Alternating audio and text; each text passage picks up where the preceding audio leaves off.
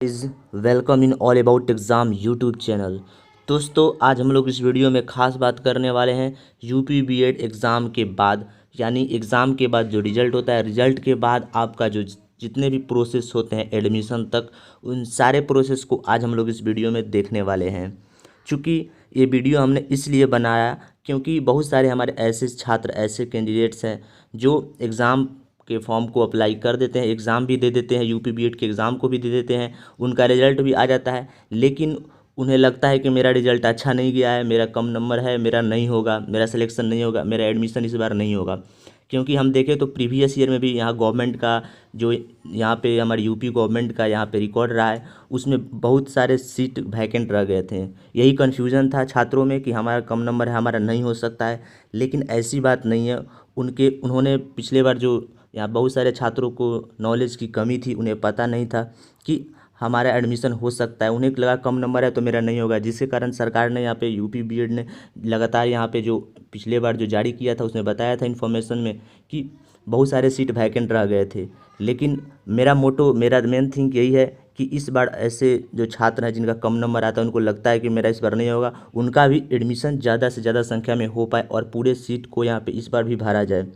तो आइए इस वीडियो को शुरू करते हैं। लेकिन वीडियो शुरू करने से पहले मैं बता दूं आपको कि इस वीडियो में हम लोग क्या क्या देखेंगे। तो इस वीडियो में हम लोग एग्ज़ाम के बाद रिजल्ट और रिजल्ट के बाद जितने भी सारे प्रोसेस होने वाले हैं, काउंसलिंग के प्रोसेस, आपके पूल काउंसलिंग के प्रोसेस, या फिर काउंसलिंग के रजिस्ट्रेशन कैसे करना है, काउंसलिंग फ़ी क्या है, क्या क्या प्रोसेस होता है, आपको एडमिशन तक कौन कौन से प्रोसेस आपको करने पड़ते हैं, इन तमाम बातों को हम लोग इस वीडियो में देखेंगे। साथ ही देखेंगे कि आपको काउंसलिंग में कौन से डॉक्यूमेंट को आपको रेडी रखना है। क्योंकि हमने पिछले वीडियो में आपको बताया था कि अगर एग्ज़ाम 9 अगस्त को हो जाता है तो आपको बहुत शीघ्रता से ही रिजल्ट को पब्लिश कर दिया जाएगा, और रिजल्ट पब्लिश करने के बाद सारे प्रोसेस धकाधक एक एक करके शुरू हो जाएंगे, जिसके कारण आपको बहुत कम समय मिलेगा। और यूपी बीएड में एडमिशन के लिए आपको रिजल्ट होने के बाद भी आपको खतरा रहता है, क्योंकि आपके पास सभी डॉक्यूमेंट प्रॉपर होने चाहिए, तभी जा करके आप एडमिशन ले सकते हो। तो इसलिए हमने सोचा कि वीडियो पहले ही बना के आपको इन्फॉर्म कर दिया जाए। ऐसे भी बहुत सारे हमारे छात्र हैं जिनका लगातार यहाँ पे मांग था, जिनका अभी नाम मैं उतना बता नहीं सकता, लेकिन बहुत सारे छात्र हैं जिनका मांग था। और सारे आपको कोई डाउट रह जाता है हमारे इस सारे नॉलेज के बाद, तो आप मेरे कमेंट बॉक्स में पूछ सकते हैं। फिलहाल हम इस वीडियो को शुरू करते हैं और बताते हैं। तो ये वीडियो लंबा होगा थोड़ा, तो आप वीडियो को अंत तक देखें, वीडियो को आसान से देखें, क्योंकि ये आपके लाइफ के लिए इंपॉर्टेंट है और आपके आगे आने वाले फ्यूचर और आने वाले यूपी बीएड के एडमिशन के लिए बेहद इंपॉर्टेंट होने वाला है।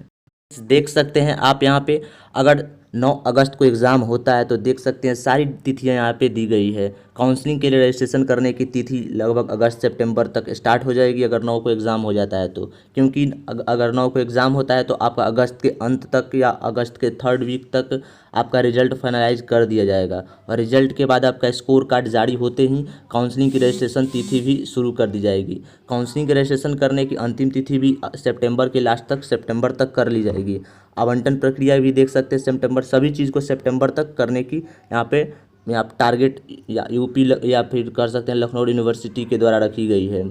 आगे देखते हैं कि जो मेन हम लोग का इस वीडियो में जानने का मकसद है काउंसलिंग की। तो काउंसलिंग का हम लोग देख सकते हैं यहाँ पे, जो जैसे ये स्कोर कार्ड आपका आता है तो स्कोर कार्ड के बाद आपका क्या होता है। तो स्कोर कार्ड के बाद आप देख सकते हैं कि स्कोर कार्ड के बाद आप देख सकते हैं काउंसलिंग के लिए आपको रजिस्ट्रेशन करना होगा। सबसे पहले आपको लिंक दिया गया है, जो डिस्क्रिप्शन बॉक्स में लिंक दिया गया है, वो लिंक या फिर जो यूपी बीएड का ऑफिशियल साइट है उस पर जाना होगा और उस पर क्लिक करना होगा।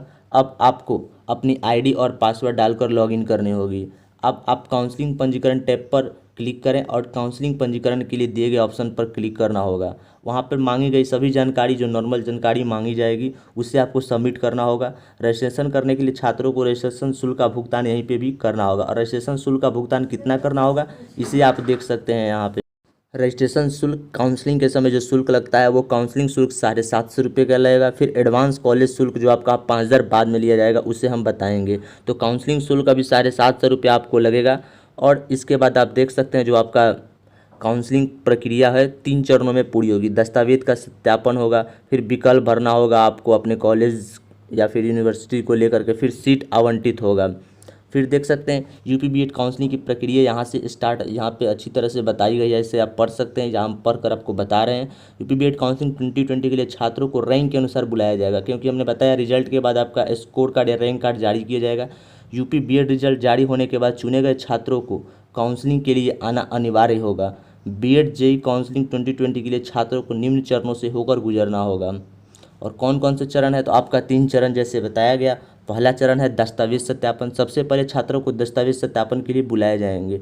सफलतापूर्वक सत्यापन होने के बाद छात्र अपने पंजीकृत नंबर पर ओटीपी, जो आपका मोबाइल नंबर है, रजिस्टर्ड मोबाइल नंबर है, उस पर ओटीपी आपको एक ओटीपी प्राप्त होगा। दस्तावेज सत्यापन केंद्र पर उम्मीदवारों को शुल्क का भुगतान करना होगा। अगर सीट आवंटित नहीं की जाती है तो उम्मीदवारों को जो प्रवेश शुल्क है उनकी राशि वापस कर दी जाएगी। दूसरे चरण में चॉइस फिलिंग आपका होगा, जिसमें आपको अपने कॉलेज के लिए विकल्प को भरना होगा। दूसरे चरण में छात्रों को ओटीपी की मदद से कोर्स और कॉलेज, आपको कौन से कोर्स करने हैं और कॉलेज के लिए विकल्प आपको भरने होंगे। चॉइस फिलिंग ऑनलाइन ही की जाएगी, देख सकते हैं यहाँ पे ऑनलाइन ही चॉइस फिलिंग किया जाता है। छात्र अपने रैंक के हिसाब से जो उन्हें रैंक प्रदान किया जाता है उसी के हिसाब से अपने पसंद के कोर्स और कॉलेज चुन सकते हैं। और तीसरा चरण जो होगा उसमें सीट को आवंटित किया जाएगा, सीट को डिक्लाइड किया जाएगा, बांटा जाएगा। छात्रों के रैंक और विकल्पों के आधार पर सीटों का आवंटन किया जाता है। सीट पर एडमिशन पाने के लिए छात्रों को सीट स्वीकृति शुल्क का भुगतान करना होगा। और शुल्क का भुगतान डिमांड ड्राफ्ट के माध्यम डॉक्यूमेंट की तरफ बढ़ते हैं, डॉक्यूमेंट देखते हैं क्योंकि ये बहुत ही इंपॉर्टेंट है। तो कैंडिडेट्स को उसके रैंक के अनुसार जो वहाँ पे उसको डेट दिया जाएगा और उसी डेट पे उसको काउंसलिंग सेंटर पर बुलाया जाता है। और ये आपको ध्यान देने की बात है, ये आपके पास मोबाइल नंबर जो रजिस्टर्ड मोबाइल नंबर होगा उसी पे मैसेज किया जाएगा और साथ ही ईमेल आईडी पर भी आपको मैसेज करके बता दिया जाएगा। स्पेसिफिक डेट आपको दे दिया जाएगा कि आप इस डेट पे ही आ सकते हैं और उस डेट को आपको जो सेंटर्स काउंसलिंग सेंटर बनाए जाते हैं वहाँ पर जाना पड़ेगा आपको। और वहाँ पे जो आपको ओरिजिनल डॉक्यूमेंट्स लेकर के जाने होंगे और फोटो कॉपीज़ ऑफ डॉक्यूमेंट दोनों आपको लेकर के जाने होंगे। ओरिजिनल डॉक्यूमेंट आपको चाहिए, आपके खुद के फ़ोटो चाहिए और साथ ही जो ओरिजिनल डॉक्यूमेंट्स हैं उनके फ़ोटो कॉपीज़ भी चाहिए। और कौन कौन से डॉक्यूमेंट है आप देख सकते हैं, प्रूफ ऑफ क्वालिफाइंग एग्जामिनेशन, फिर प्रूफ ऑफ एज चाहिए, जैसे कि आप इसमें आप दे सकते हैं हाई स्कूल का सर्टिफिकेट दे सकते हैं, 10th का सर्टिफिकेट दे सकते हैं। इनकम सर्टिफिकेट चाहिए आपको, प्रूफ ऑफ कैटेगरी जो आप कास्ट से बिलोंग करते हैं उसका सर्टिफिकेट चाहिए, प्रूफ ऑफ सब कैटेगरी जो सब कैटेगरी आपका है उसका भी सर्टिफिकेट चाहिए। ये इंपॉर्टेंट है, देख सकते हैं आप यहाँ पे आपका तो एक जो आपका ओबीसी है, SC ST वो तो चाहिए ही, फिर उसका सब कैटेगरी का एक सर्टिफिकेट जो लोकल होता है उसे आपको लेकर के जाना होगा। फिर देख सकते हैं आप आगे मेडिकल सर्टिफिकेट, अगर आप PH या BL है तो इसके लिए मेडिकल सर्टिफिकेट या फिर क्लास 10 का सर्टिफिकेट चाहिए। Proof of height age mark, आपको एक प्रूफ हाइट एक अपना हाइट एज मार्क का जो आपका एज है उसके अकॉर्डिंग हाइट का मार्क का एक प्रूफ बनवा करके जाना होगा। फिर डोमिसाइल सर्टिफिकेट आपको चाहिए। डिमांड ड्राफ्ट आप देख सकते हैं, यहीं पर आपको फिर से यहाँ पे लखनऊ यूनिवर्सिटी को पे करना होगा डिमांड ड्राफ्ट के थ्रू 5000 रुपीज़। तो ये भी इम्पॉर्टेंट है। आगे हम लोग देखते हैं वैसे छात्र जिनको पहले चरण में जो पहला यहाँ पे काउंसलिंग राउंड होता है उसमें अगर एडमिशन नहीं मिल पाता है, वो शामिल नहीं हो पाते हैं, उनको सीट नहीं मिल पाता है, तब उनके लिए क्या होता है, तो उनके लिए ही सेकंड काउंसलिंग यानी कि पूल काउंसलिंग की व्यवस्था यहाँ पे यूपी बीएड की तरफ से की जाती है। और पूल काउंसलिंग में शामिल होने वाले के लिए भी पहले चरण की तरफ पंजीकरण प्रक्रिया जैसे हमने आपको बताया कि रजिस्ट्रेशन करना होगा, सभी प्रक्रिया उनको पूरी करनी होगी। तो ये है उनके लिए जिनको पहले चरण में एडमिशन का मौका नहीं मिल पाता है, तो उन्हें घबराने की कोई ज़रूरत नहीं है, उनको तैयार रहना है उनको सेकंड काउंसलिंग के लिए यानी कि पूल काउंसलिंग के लिए। साथ ही जो उन छात्र होते हैं जो सेकंड काउंसलिंग पूल काउंसलिंग के लिए जाते हैं उन्हें निर्धारित फ़ी जमा करना होता है।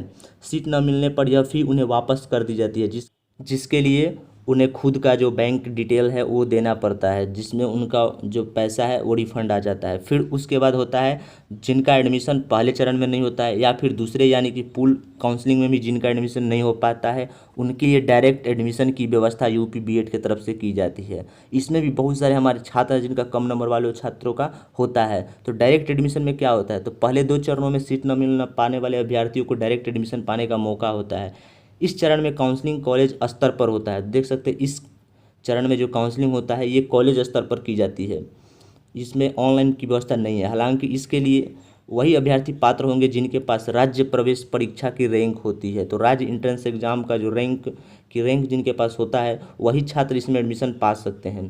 कॉलेज में सीट खाली होने पर ही दाखिला दिया जाएगा, तो कॉलेज में सीट चूँकि भारी मात्रा में खाली रह जाता है तो इसलिए इसमें अधिक छात्रों को लिया जाता है। कॉलेज का दाखिला पाने वाले अभ्यर्थियों की सूची लखनऊ विश्वविद्यालय को भेजनी होगी। तो देख सकते हैं ये कब होता है। तो ये इसके लिए आपको 2 काउंसलिंग पार होने के बाद ये तीसरा काउंसलिंग के डायरेक्ट एडमिशन का होता है। इसमें आपको पता करना होगा आपके कॉलेज में कितना सीट, जहाँ पे एडमिशन लेना चाहते हैं वहाँ पे कितना सीट वैकेंट है या फिर वैकेंट है या नहीं है। ये आप पता कर सकते हैं अपने कॉलेज के कोई संपर्क वाले व्यक्ति हो या फिर दोस्त हो तो उनसे पता कर सकते हैं। और इसमें अगर सीट खाली है तो वहाँ पे आपका एडमिशन हो सकता है। फिर इसको विश्वविद्यालय सत्यापित करती है, उसके बाद दाखिला आपको मिल जाता है। फिर देख सकते हैं आप काउंसलिंग के समय आपको अपने बैंक डिटेल भी देने पड़ते हैं, क्योंकि अगर आपको सीट नहीं मिल पाता है, आपका एडमिशन नहीं हो पाता है, तो आप जो भी फ़ी पे किए हैं काउंसलिंग के समय या फिर डिमांड ड्राफ्ट के थ्रू यूनिवर्सिटी को, वो आपको अपने बैंक अकाउंट में लौटा दिए जाते हैं। इसके लिए आपको देख सकते हैं बैंक डिटेल में आपको क्या क्या फिल करना होगा। नेम ऑफ कैंडिडेट और फादर और मदर यहाँ पे देख डालना होगा। फिर अकाउंट नंबर डालना होगा, IFSC कोड, बैंक नेम और ब्रांच नेम यहाँ पे आपको पुट करने होंगे। तो इसे पुट करने के बाद आपको जो, अगर आपका सीट अलॉट नहीं होता है, in case of candidate is no allotted seat, अगर आपको सीट नहीं अलॉट होता है तो आपको जो भी यहाँ पे आपका फ़ी दिया जाता है, सबमिट किया रहता है पहले, वो फ़ी आपको लौटा दिए जाते हैं।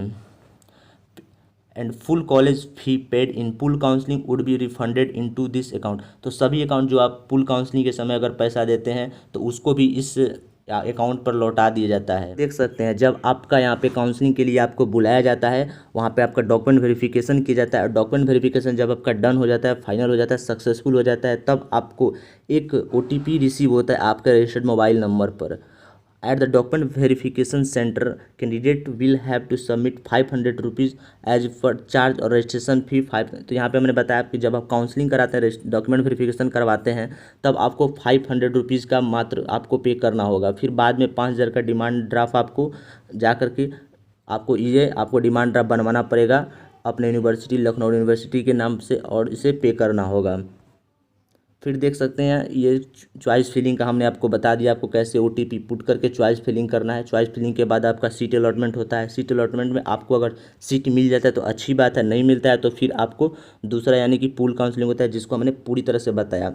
अब जब आपका काउंसलिंग प्रक्रिया सभी तरह से संपन्न हो जाता है, आपको अलॉटमेंट हो जाता है, तब आपको क्या करना होगा। तब आपको डॉक्यूमेंट वेरिफिकेशन जब आपका कंप्लीट हो जाता है, OTP सब चीज़ आ जाता है, तब आपको जा कर के अपने जो जिस कॉलेज में आपका मिला है आपको एडमिशन के लिए, वहाँ जाकर आपको रिपोर्ट करना पड़ता है विद इन टाइम। जो आपको स्पेसिफिक टाइम दिया जाता है उसके अंतर्गत आपको वहाँ पर जा कर के रिपोर्ट करना होगा। और वहाँ पर एक जो लेटर, रिसीविंग लेटर दिया जाता है जो आपका डॉक्यूमेंट वेरिफिकेशन के समय, वो लेकर के जाना होगा। फिर आपको ऑनलाइन आपको काउंसलिंग का सभी लेटर और आपको जो भी डॉक्यूमेंट है उसकी आगे ज़रूरत नहीं पड़ेगी। तो यही आपको लेकर के जाना होगा, जो आपको रिसीविंग मिला होता है वो आपको लेकर के जाना होगा। फिर आप लोग देख सकते हैं इस वीडियो में जो हमने ये जितना इन्फॉर्मेशन हो सका बताया, बहुत सारा इन्फॉर्मेशन मतलब कि हम बताना चाहते थे, और आपको हमने बहुत सारा अधिकतर कवर किया। फिर भी जो इन्फॉर्मेशन अगर छूट जाता है, बाकी रह जाता है, जो आपको डाउट रहता है, तो आप कमेंट बॉक्स में पूछ सकते हैं। तो थैंक यू फ्रेंड्स इस वीडियो को देखने के लिए।